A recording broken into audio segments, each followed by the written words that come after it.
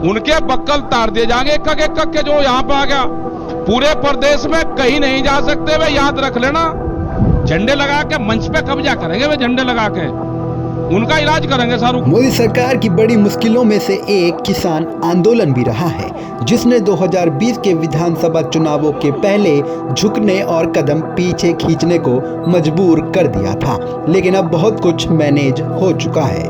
पंजाब और हरियाणा के किसान एक बार फिर सड़क पर उतर चुके हैं, लेकिन सरकार को परवाह नहीं है। इसके दो मुख्य बिंदु समझ आते हैं। पहला ये कि पश्चिमी उत्तर प्रदेश के बड़े जाट नेता जयंत चौधरी एनडीए गठबंधन में शामिल हो चुके हैं, जिससे उत्तर प्रदेश का गाजीपुर बॉर्डर सूना नजर। और दूसरा ये कि किसान नेता राकेश टिकैत भी अभी तक दूरी बनाए नजर आ रहे हैं। पंजाब, हरियाणा और उत्तर प्रदेश के विभिन्न हिस्सों से किसान 13 फरवरी को दिल्ली के लिए रवाना हुए हैं। ठीक एक दिन पहले किसान नेताओं और केंद्र सरकार के 3 मंत्रियों के बीच करीब 5.5 घंटे तक बैठक चली और वो बेनतीजा रही। बैठक के बाद किसान नेता सरवण सिंह पंधेर ने बताया था कि किसानों की 3 प्रमुख मांगों पर ही सहमति नहीं बन सकी, जबकि किसानों पर दर्ज केस वापस लिए जाने पर केंद्रीय मंत्रियों ने सहमति जताई थी। जिन 3 मांगों पर सहमति नहीं बन सकी है वे हैं एमएसपी की गारंटी, किसानों की कर्ज माफी और 60 साल के ज़्यादा उम्र के किसानों को पेंशन की डिमांड। केंद्रीय मंत्री अर्जुन मुंडा का कहना था, अधिकांश विषयों पर हम सहमत हो चुके हैं, लेकिन कुछ पर हमने स्थायी समाधान के लिए कमेटी बनाने को कहा।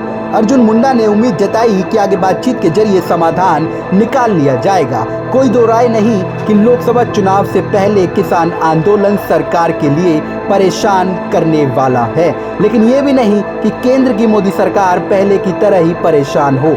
तब तो मोदी सरकार इतनी परेशान हो गई थी कि अपने ही लाए 3 कृषि कानूनों पर कदम पीछे खींचने पड़े थे। 2022 में बीजेपी कहीं ज्यादा परेशान थी, क्योंकि उत्तर प्रदेश में हर हाल में उसे सत्ता में वापसी करनी थी। आप पूरे देश को ये बताने आया हूं कि हमने 3 कृषि कानूनों को वापस लेने का, रिपील करने का निर्णय लिया है। चुनावी रैलियों में बीजेपी नेता अमित शाह के भाषण तो आपको भी याद होंगे ही। अपनी रैलियों, खासकर पश्चिमी यूपी में अमित शाह समझाया करते थे कि लोग यूपी में योगी आदित्यनाथ की सरकार बनवा दें, ताकि 2024 में नरेंद्र मोदी फिर से प्रधानमंत्री बन सकें।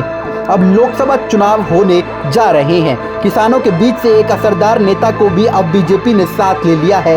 कहने को तो राहुल गांधी न्याय यात्रा पर निकले हुए हैं और किसानों को सत्ता में आने पर एमएसपी की गारंटी भी दे रहे हैं, लेकिन किसानों के कानों तक पहुंचते पहुंचते राहुल गांधी के भाषण का भी उतना ही असर लगता है जितना राकेश टिकैत के बयान का या फिर जयंत चौधरी को लेकर सत्यपाल मलिक की समझाइश का। कुल मिलाकर माहौल ऐसा बना है जिसमें किसान सड़क पर जरूर हैं, लेकिन मोदी सरकार बड़े आराम से अपने कंफर्ट जोन में है। बीजेपी की सरकार किसान आंदोलन की काट का तरीका खोज चुकी है और अब कोशिश किसान आंदोलन को भी जंतर मंतर पर पहलवानों के प्रदर्शन की तरह नाकाम करने की है।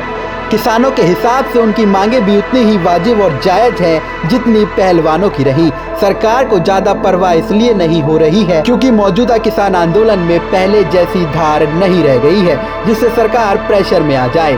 पहलवानों के आंदोलन की तरह उसमें राजनीति की घुसपैठ हो चुकी है और जिस राजनीति की घुसपैठ हुई है वो भी इंडिया ब्लॉक की तरह बिखर गया है।